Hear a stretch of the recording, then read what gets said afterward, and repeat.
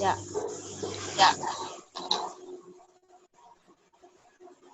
Om Swastiastu.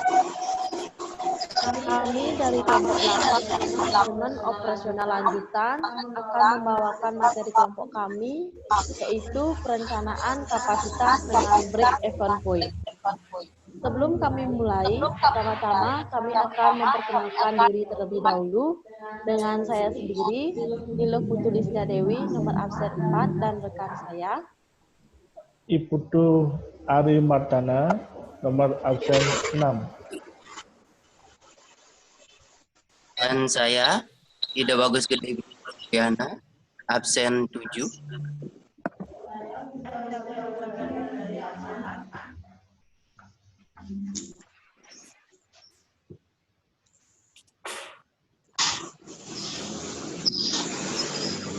Saya Ayu Putri Setiodiantari, absen 20.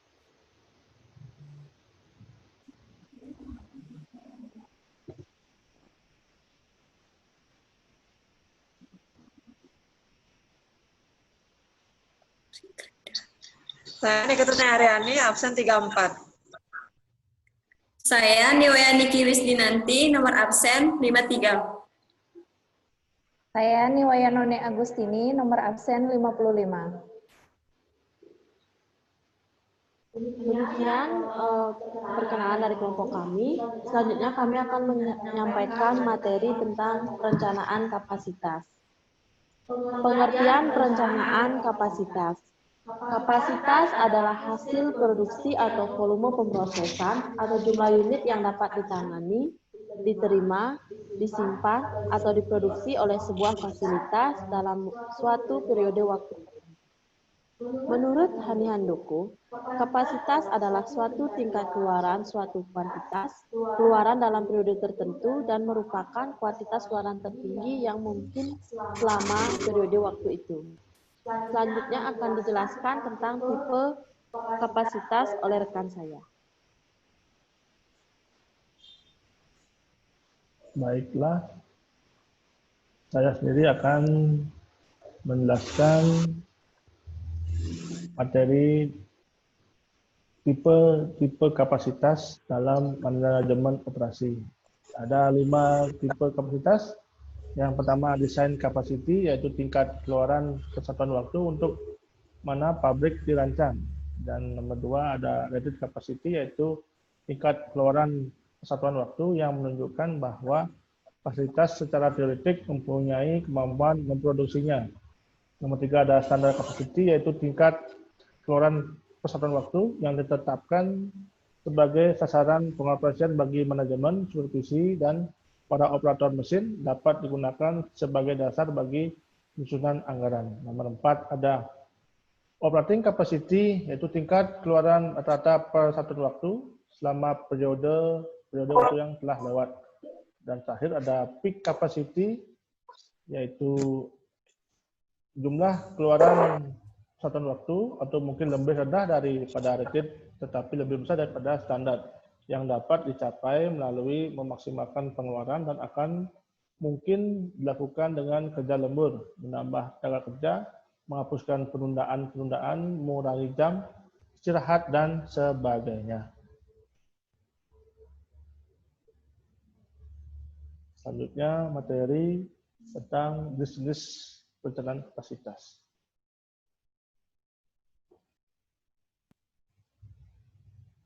Baik, terima kasih atas waktu yang diberikan. Saya akan menjelaskan jenis-jenis perencanaan kapasitas. Terdapat beberapa jenis kapasitas, antara lain, 1 yaitu kapasitas desain. Kapasitas desain adalah output maksimum sistem secara teoritis dalam suatu periode tertentu. Kapasitas desain biasanya dinyatakan dalam suatu tingkatan tertentu, seperti jumlah tonase baja yang dapat diproduksi setiap minggu, setiap bulan, atau setiap tahun. Yang kedua, kapasitas efektif. Kapasitas efektif adalah Kapasitas yang diharapkan dapat dicapai oleh sebuah perusahaan dengan bauran produk, metode penjadwalan, pemeliharaan, dan standar kualitas yang diberikan. Baik, selanjutnya akan dijelaskan oleh rekan saya.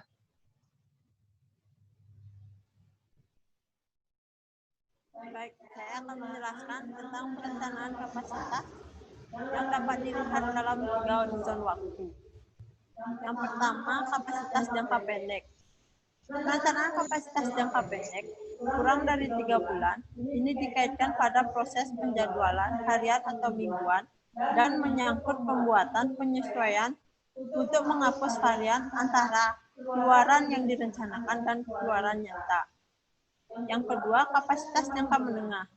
Perencanaan kapasitas jangka menengah, rencana-rencana bulanan atau kuartalan untuk kita sampai 18 bulan yang akan datang. Yang ketiga, kapasitas jangka panjang. Perencanaan kapasitas jangka panjang lebih dari 1 tahun, di mana sumber daya produktif memakan waktu lama untuk memperoleh atau menyelesaikan seperti bangunan, peralatan, ataupun fasilitas. Baik, akan dijelaskan dengan rekan saya. Baik, di sini saya akan menjelaskan tentang analisis break-even point. BEP adalah suatu analisis untuk menentukan dan mencari jumlah barang atau jasa yang harus dijual kepada konsumen pada harga tertentu untuk menutupi biaya-biaya yang timbul serta mendapatkan keuntungan atau profit. Dengan mengetahui titik BEP, analisis dapat mengetahui pada volume penjualan. Beberapa perusahaan mencapai titik impasnya, yaitu tidak rugi tetapi tidak juga untung, sehingga apabila penjualan melebihi titik itu, maka perusahaan mulai mendapatkan untung. Baik, selanjutnya akan dilanjutkan oleh rekan saya. Baik, di sini saya menjelaskan manfaat break-even point. Ada 3 manfaat break-even point. Yang pertama, sebagai alat perencanaan untuk menghasilkan laba. Yang kedua, memberikan informasi mengenai berbagai tingkat volume penjualan, serta hubungannya dengan kemungkinan peroleh laba menurut tingkat penjualan yang bersangkutan. Yang ketiga, mengevaluasi laba dari perusahaan secara keseluruhan, mengganti sistem laporan yang tebal dengan grafik yang mudah dibaca dan dimengerti. Selanjutnya akan dijelaskan oleh teman saya.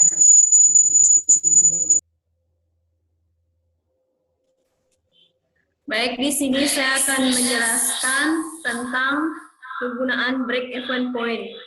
Kegunaan dari break-even point menurut Kashmir, SE, MM sebagai berikut. Yang pertama, yaitu untuk mengetahui pada jumlah berupa hasil penjualan sama dengan jumlah biaya. Yang kedua, untuk menentukan biaya-biaya yang dikeluarkan dan jumlah produksi. Dan yang ketiga, untuk membantu manajer mengambil keputusan dalam hal aliran kas, jumlah permintaan produksi, dan penentuan harga suatu produk tertentu. Selanjutnya akan dijelaskan oleh teman saya. Dalam menyusun perhitungan break-even point, kita perlu menentukan dulu 3 elemen dari rumus break-even point, yaitu yang pertama, fixed cost atau biaya tetap, yaitu biaya yang dikeluarkan untuk menyewa usaha, perabotan, komputer, dan lain-lain. Biaya ini adalah biaya yang tetap kita harus keluarkan walaupun kita hanya menjual 1 unit atau 2 unit maupun tidak menjual sama sekali. Yang kedua, yaitu variable cost atau biaya variabel, yaitu biaya yang timbul dari setiap unit penjualan. Contohnya, setiap 1 unit terjual, kita perlu membayar komisi salesman, biaya antar, biaya kantong plastik, dan biaya nota penjualan. Yang ketiga, harga penjualan, yaitu harga yang kita tentukan dijual kepada pembeli. Selanjutnya akan dijelaskan oleh teman saya.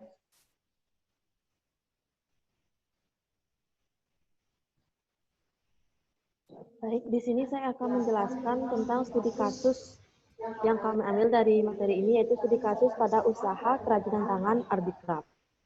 Usaha tersebut belum mampu menghasilkan laba profit secara konsisten karena mengalami kenaikan dan penurunan yang cukup drastis. Oleh karena itu, peran perencanaan kapasitas produksi menjadi sangat penting dalam pelaksanaan operasi dan pengendalian manajemen. Analisis break-even point atau BEP merupakan teknik analisis yang digunakan untuk mengetahui keadaan di mana perusahaan tidak mengalami rugi maupun laba yang disebut keadaan impas. Penelitian ini bertujuan untuk mengetahui berapa besar kapasitas produksi atau penjualan yang harus dicapai perusahaan agar tidak mengalami kerugian pada tahun 2015. Penelitian ini dilakukan pada usaha kerajinan tangan Arbikraf yang terletak di Gembok 4, Sumbarahayu, Moyudan, Sleman, Yogyakarta. Data yang digunakan dalam penelitian ini adalah data perusahaan dari periode tahun 2010 sampai tahun 2014. Hasil penelitian break-even point memproduksi tas nilon, tas tikat pandan, dan tas katun menunjukkan bahwa perusahaan berada pada keadaan aman dan tidak mengalami kerugian. Jika penjualan pada tahun 2015 sebesar Rp323.602.777. Dari hasil penjualan produk tas nilon sebesar 956 unit, tas tikar pandan sebesar 657 unit, tas katun sebesar 944 unit, atau dalam rupiah sebesar Rp207.796.924 untuk tas nilon, Rp28.571.268 untuk tas tikar pandan, dan Rp87.234.585 untuk tas katun. Selanjutnya akan dijelaskan untuk kesimpulan dari materi ini oleh rekan saya. Baik, kesimpulan dari materi yang kami sampaikan. Yang pertama, perencanaan kapasitas merupakan proses untuk memutuskan kebutuhan kapasitas produksi oleh perusahaan untuk mempertemukan perubahan permintaan setiap produk. Yang kedua, jenis kapasitas. Ada dua, yaitu kapasitas sistem, yaitu output maksimum sistem secara teoritis dalam suatu periode tertentu. Dan kapasitas efektif, yaitu kapasitas yang diharapkan dapat dicapai oleh sebuah perusahaan dengan bauran produk, metode penjadwalan, pemeliharaan, dan standar kualitas yang diberikan. Yang ketiga, BEP adalah suatu analisis untuk menentukan dan mencari jumlah barang atau jasa yang harus dijual kepada konsumen pada harga tertentu untuk menutupi biaya-biaya yang timbul serta mendapatkan keuntungan atau profit.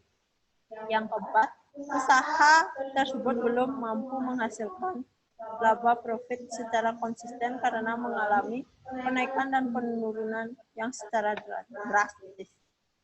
Baik, sekian. Akan dikembalikan ke moderator. Demikian presentasi dari kelompok kami. Apabila terdapat kesalahan, baik. Demikian presentasi dari kelompok kami. Apabila terdapat kesalahan dalam penyampaian materi ini, kami mohon maaf yang sebesar-besarnya. Sekian, kami tutup dengan Parama Santi.